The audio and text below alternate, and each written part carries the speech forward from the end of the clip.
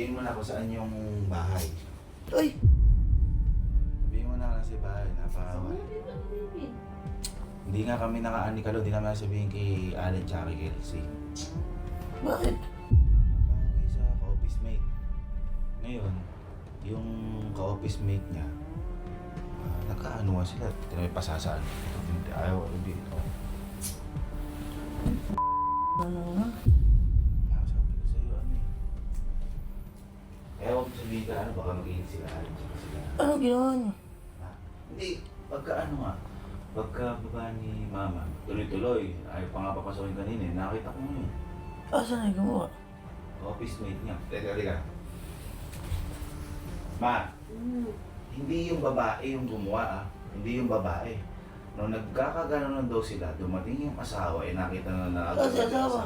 Uwi ang kasi Ginano narinig eh. ginano to. Nakisawsaw. Ginano nung asawa, lalaki gumawa nung dito. Utang ina. Ay, ano ginawa niyo? Asan ay lalaki?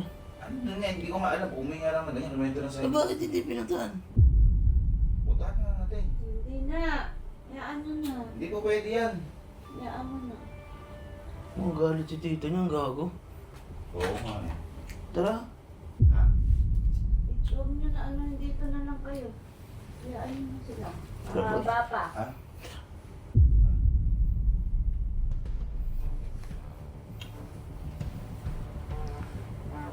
Tara. Ha?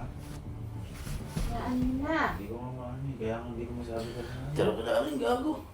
Eh baka nga mag-init. Utang ina, sa bahay na to. Utang ina. Sana. Ba't ka umiiyak? Ba't ka umiiyak?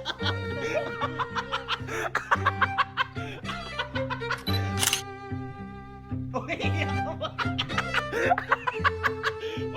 Ma! Mani! Sabayan na to. Umiiyak. Umiiyak ka ba?